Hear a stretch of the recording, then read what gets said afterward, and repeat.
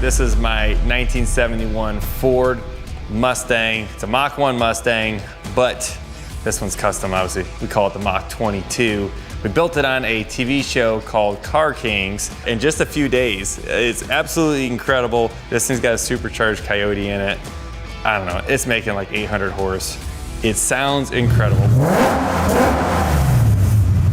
Yeah. Ha ha ha ha.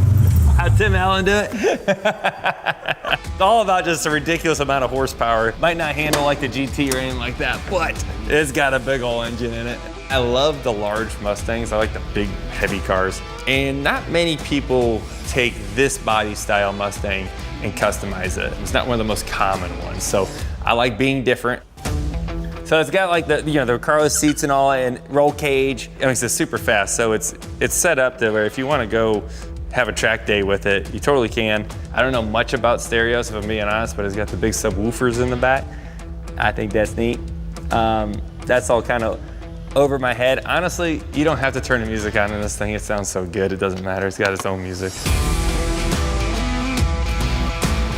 We had a partnership with Hot Wheels. How cool is it that there's an actual Hot Wheels car, and they made a bunch of these things, that is identical to this car. Pretty neat. I think it's cool. You go to a car show and you have an actual Hot Wheels car with it, that's extra points. All right, this is my 2017 Ford GT. It's very hard to get when they first came out. So they give me the application and you're filling all these things out of, what other Fords do you own? What do you plan on doing with the car? They wanted people to use it. They didn't want people to just park it. And it was like, well, what's like the #1 accomplishment with Ford? And I just put a picture of the Daytona 500. Joey Logano wins the Daytona 500. Daytona 500, guys! The Heritage Edition always came with the #2 on it because that's what they raced back in the 60s. So it's the only Heritage Ford GT that does not have a 2 on it. It has a 22 on it. It happens to be VIN number 22, 22nd one built with a 22. It's a one of one. This one's a forever car. I'm not getting rid of this car. It's forever in the family. And what you'll see as we go through the rest of the cars, I copied the Ford GT paint scheme on about everything else because I love the way it looks. What is really neat to me about this car is just the aerodynamics of it. They thought about so many things. It makes this car very, very efficient. Here's something I think is super cool. So the air goes through here, right? Cool air for your turbos, right? And then exhausts out of the taillight. So it comes out the back of the taillight. It's got an active rear wing. It's just wild. The engineering of it is just wild. I thought they did such a great job applying the look of the original Ford GT that we all know and love, but adding the modern styling and performance to go along with it. They just did a badass job. All right, let's check out the inside. So these things, they kind of got like the flip up doors, which is kind of cool. They kept the same 22 roundels ghosted into the doors. It looks really neat. It's tough for me, I'm 6'3", and it's not made for people this tall, I've realized, so it's kind of a tight squeeze. But once you're in here, and everything is on the steering wheel. Your shift lights are up here, so when you start revving it up, it all comes through on there. I mean, it's pretty much race car, with some, creature comfort things, but pretty much just race car. So it's got all these different modes. The modes are cool. Sport mode, normal mode, track mode. Watch this thing drop. Boom. I always thought that was cool. All right, well, let's take it for a spin. Let's go. It's funny, as you buy this really cool car, you don't take it for a test drive or anything. The first time you get to drive one is after you bought it. You're so excited to see it, and then it's like, the first thing you want to do is drive it immediately and see what it's got, right? Like, just feel it. I've never owned a sports car like this, and you realize how tight the steering is, how low the center of gravity is. It feels so much like the race car that I drive all the time. Well, if I'm being honest, it's the most tempting car to drive because it has so much ability and nowhere you can use it unless you're at the racetrack. And I would love to show you guys a little bit, but I feel bad for the cameraman right now holding the camera, because if you start throwing this car around, there's no way you can hold the camera. It's got ceramic brakes on it. Thing stops like bang. You want to stop, it stops. You want to turn, it turns. And when it's go time, I mean, it's amazing how much it just completely accelerates out of your mind. It's got a 6-cylinder in it too, right? twin turbocharged 6 cylinders, the EcoBoost. They had to make a small engine for it because when you look at the aerodynamics of it, and you look at the back of the engine bay, they couldn't put a big engine in it.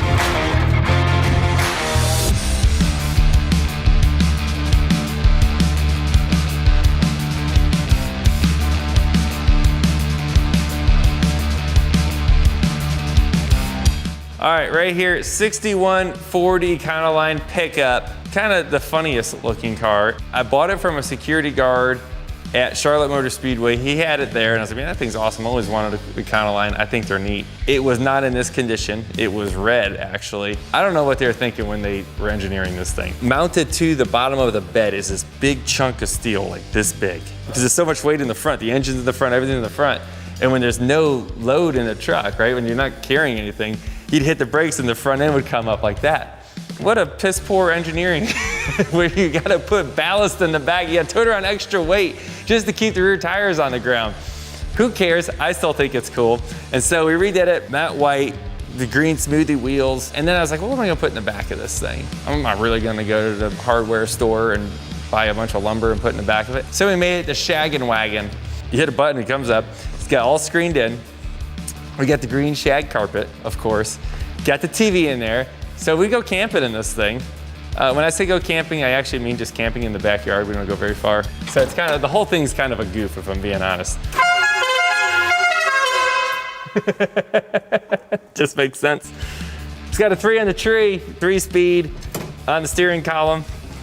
And yeah, we put the green skull guy on there because that's cool. I got green running lights on it.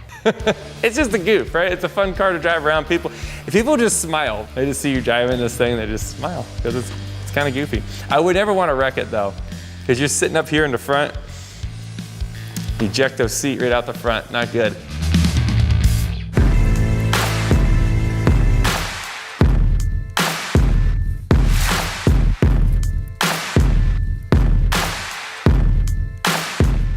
All right, this is my favorite car of the whole collection. 1924 Ford Model T.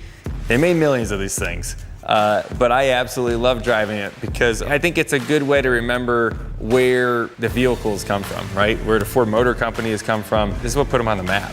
I also like driving it because back in the 20s, this was really advanced. If you drive it around today, you'd say this thing's a piece of crap, because it doesn't drive great, doesn't go fast, doesn't stop good, doesn't steer good, doesn't do anything good. Just got you from A to B. And then you compare that to 100 years down the road, like the Ford GT, and you think about how great that car is. What's 100 years from now look like? I put an electric starter on this thing. That's cheating, I know. But anyways, I can, if you want to. You push it in, you turn the motor right over. Here's all the horsepower. I don't know if you guys can handle all this. Ooh, baby. I'm gonna say somewhere around 25, 30 horse. It's better than 1 horse that they had before. Only a door on the right side on this thing. So you gotta scoot over. Driver's gotta get in first. I know it's ladies first all the time, but I'm like, hey, I gotta get in. All right, let me show you how you drive a Model T. First thing you're gonna look at when you sit here and you say, they put the steering wheel on backwards. That's not the case. It looks like it's inverted, right? But that keeps your hands closer to the throttle. Here's your throttle right here. So when you're driving, here's your gas. This adjusts the timing of the engine and when the spark hits the piston. So that's when you gotta try to get that to where it runs clean. Now that brings you to your pedals down here. Here's your brake. This is your clutch-ish. I don't even know exactly what it's called. It's not technically a clutch. And then this is reverse, the one in the middle. Blows your mind. So here's your shifter / parking brake. So what you do is you throw that forward, right? And you find neutral in this pedal, okay? So you find right in the middle, there's a neutral where the car won't move. When you want to start moving, you push it forward. When you push it in, that engages first gear. You start chugging along, and then you're ready to hit second. You lift off the gas, release it, and then it'll chug into second gear. Now you're direct drive, now you're going. Now when you want to stop, it gets a little, you got to be thinking a little bit ahead. You lift, you got to find neutral with this foot, and then you got to grab the brake with your other foot. If you get in panic mode and you don't drive it very often, 20 miles an hour feels like you're going 300 miles an hour, because when you can't stop, it's quite the panic moment. It's got air conditioning right here. They drove these things across the country. How BA were those people? I also got Edsel Ford to sign it for me.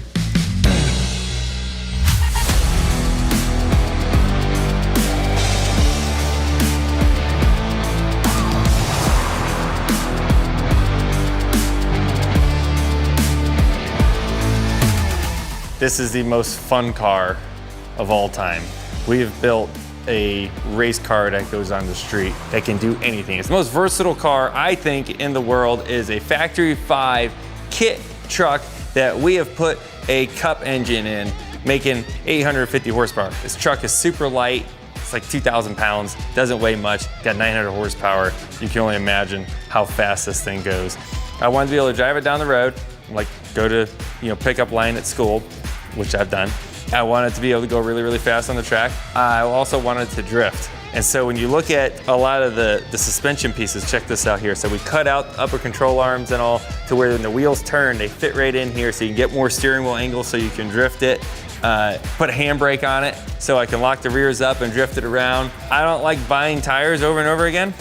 And so we made it to fit our race car tires on it. So all the tires that you run like 10 laps on and then put another set on and you're like, what are you supposed to do with them all? Well, hey, I'll take them. And we throw them on the back of this thing and it's like having free burnouts. So you just keep throwing those tires on and keep going. So it's super cool. Yes, it's got air conditioning even. That's even the extra piece we went. So full-on race car that you can drive on the road, you can do anything with. Most versatile vehicle of all time. But we can talk about this all day long. Let's drive it and have some fun.